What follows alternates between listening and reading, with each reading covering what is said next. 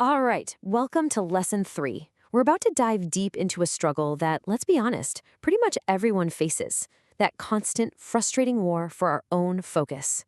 If you've ever felt like your brain has a mind of its own, well, this one's for you. You know the feeling, right? You sit down, you are so ready to work on that important project, and then suddenly you're doing literally anything else.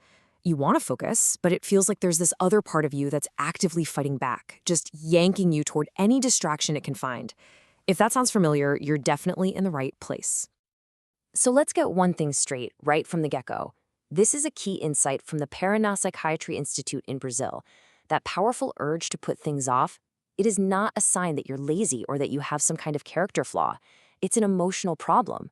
It's your brain's way of trying to protect you from uncomfortable feelings like boredom, frustration, or self-doubt.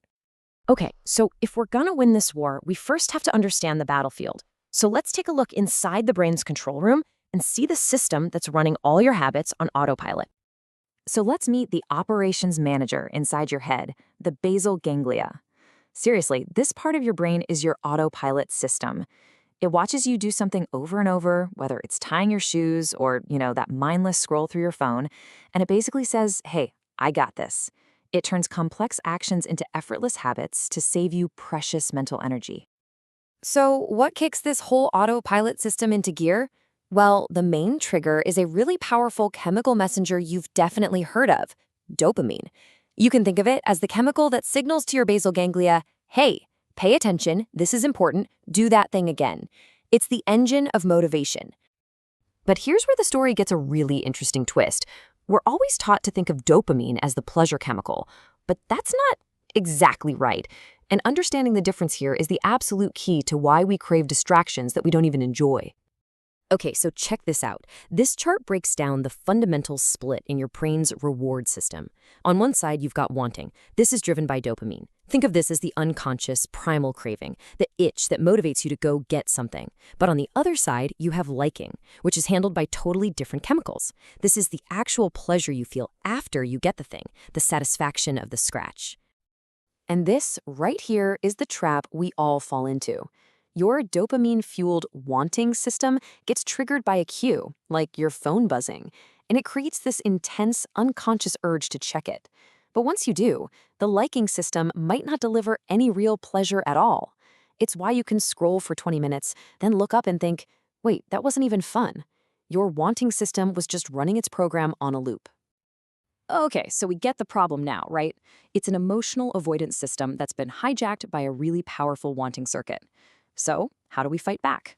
Well, we don't. We work with our brain. Let's get into a clear 3-part plan to do just that. The first and, honestly, the most powerful strategy is to go deeper than just your actions or your to-do list. This starts with your beliefs about who you are. This whole concept, which was popularized by author James Clear, is a total game changer. It suggests that our behaviors are just a reflection of our identity. So, to change your behavior for good, you have to start believing new things about yourself. You don't just set a goal, you start building an identity. And the process is actually surprisingly simple. First, you just decide on the identity you want to adopt. Not what do I want to achieve, but who do I want to be? Then, you prove that new identity to yourself with incredibly small, undeniable actions. Every small win is like casting a vote for this new version of you. Let's make this really practical. Instead of a vague goal like get strong, you decide, I want to become the type of person who never misses a workout. The small win? It could be just doing 2 push-ups. You're not focused on the result. You're focused on reinforcing the identity. You're not just trying to write a book. You are a writer because you write every single day, even if it's just 1 paragraph. So you're building a new identity. Great. The next step is to build an environment that actually supports it. This strategy comes from Cal Newport's amazing work, and it's all about making focus the path of least resistance. Newport calls the state we're all aiming for deep work. It's the complete opposite of shallow work, that constant hamster wheel of emails, meetings, and notifications that makes us feel busy but doesn't really produce anything of value. Deep work is where the breakthroughs happen, and it absolutely requires a structured environment. To get into that state of deep work, you need a ritual. This isn't about willpower. It's about making it automatic. You decide on your focus cave. You decide how long you'll be there, and you decide what the rules are. No phone? Perfect. No internet? Even better. By having everything you need ready to go before you start, you remove all the little points of friction that your brain loves to use as an excuse to get distracted.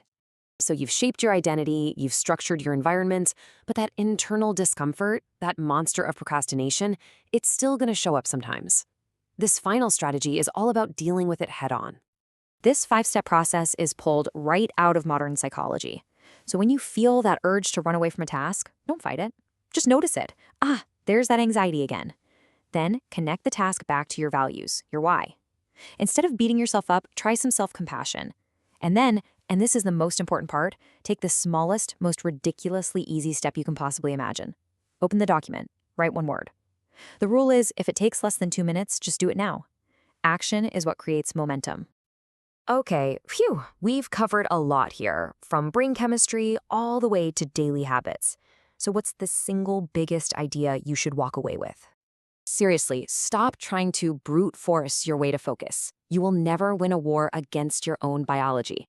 The secret is to understand your brain's emotional, habit-driven nature and build a system, an identity, an environment, and an emotional toolkit that makes focus the natural, easy outcome. So now you have the fundamental strategies to start winning this battle. You can build a new identity, structure your environment, and manage your emotions.